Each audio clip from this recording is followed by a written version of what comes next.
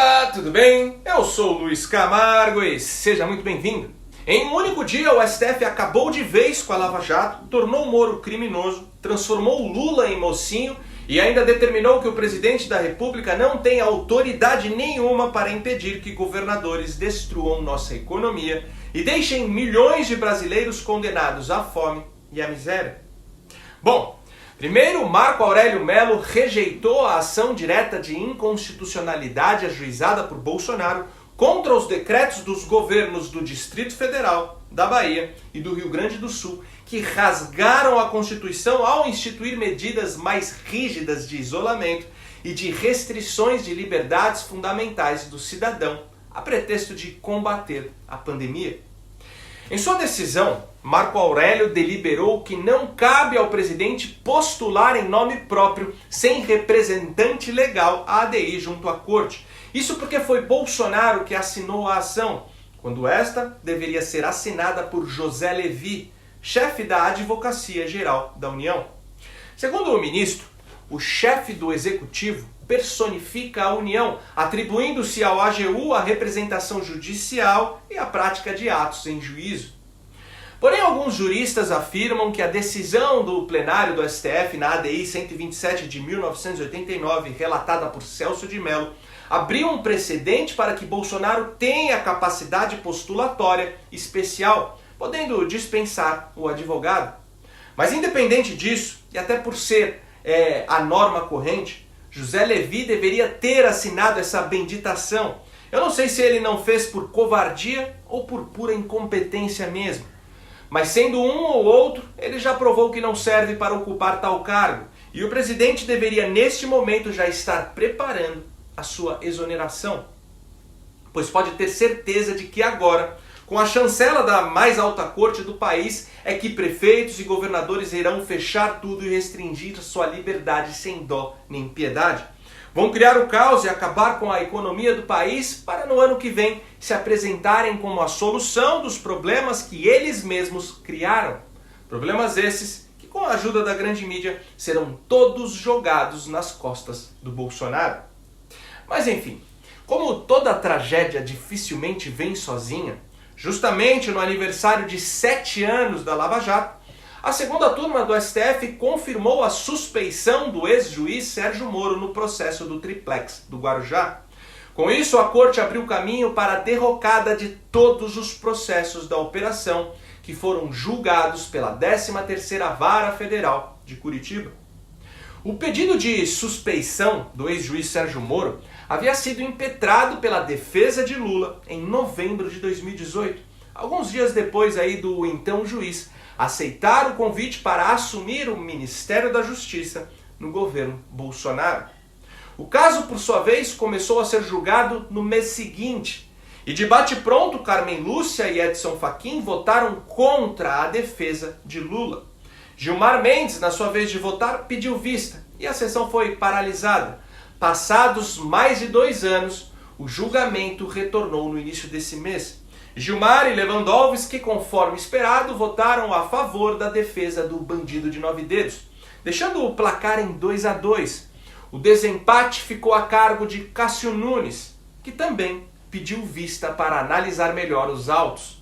Mas dessa vez foi rápido, e no retorno da sessão, que aconteceu nesta terça-feira, o ministro do Bolsonaro surpreendeu a todos com um voto tecnicamente brilhante contra o pedido de suspeição do juiz da Lava Jato, afirmando que não se pode confiar em provas fornecidas por criminosos.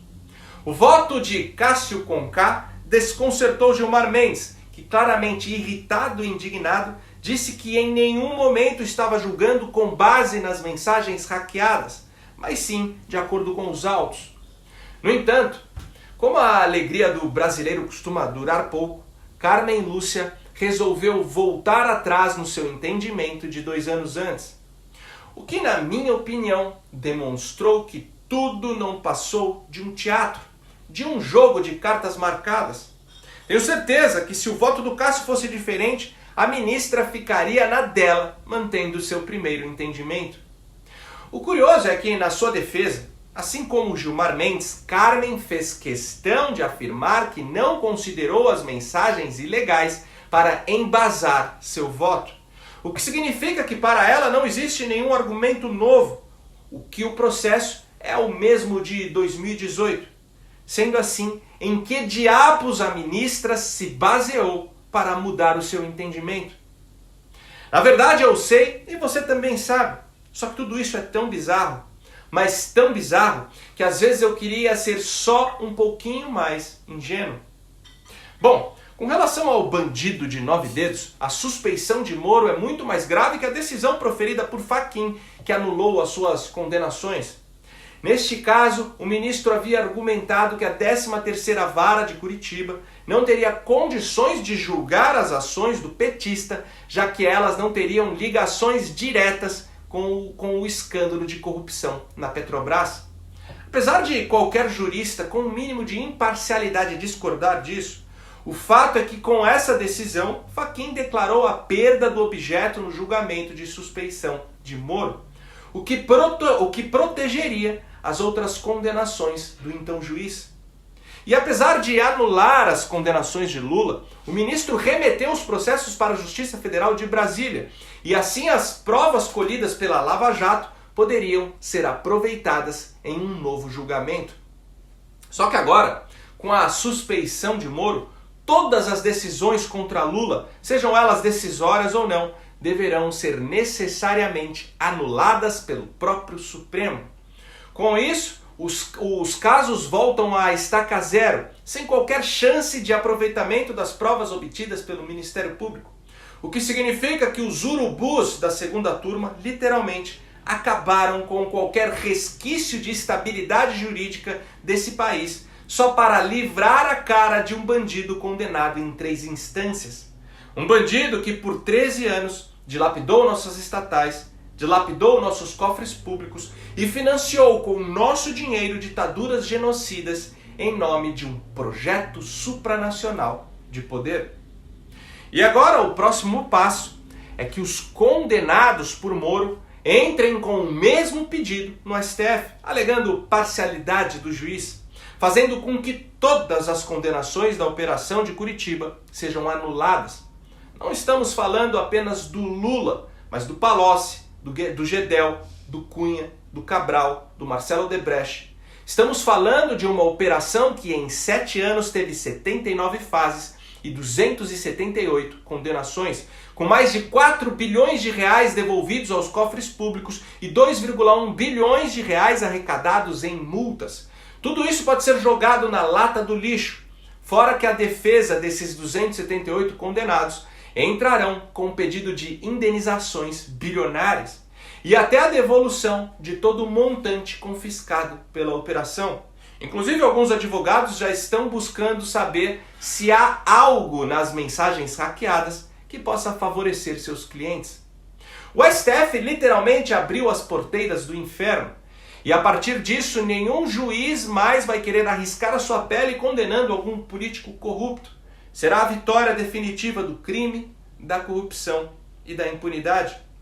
E é esse o Brasil, o país controlado por uma Suprema Corte que solta o narcotraficante internacional, prende o cidadão que critica seus integrantes, permite que o trabalhador seja punido por tentar sustentar a sua família e que livra do peso da lei o líder do maior esquema de corrupção da história, enquanto incrimina o juiz que simplesmente ousou fazer justiça.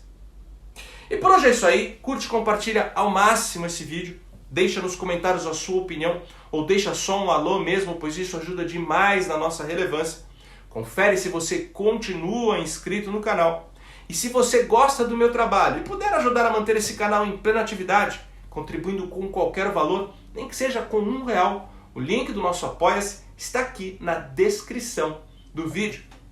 Me segue também nas redes sociais, Twitter, Instagram, Facebook e no Telegram, @LuizCamargoVlog. Então até o próximo vídeo, valeu!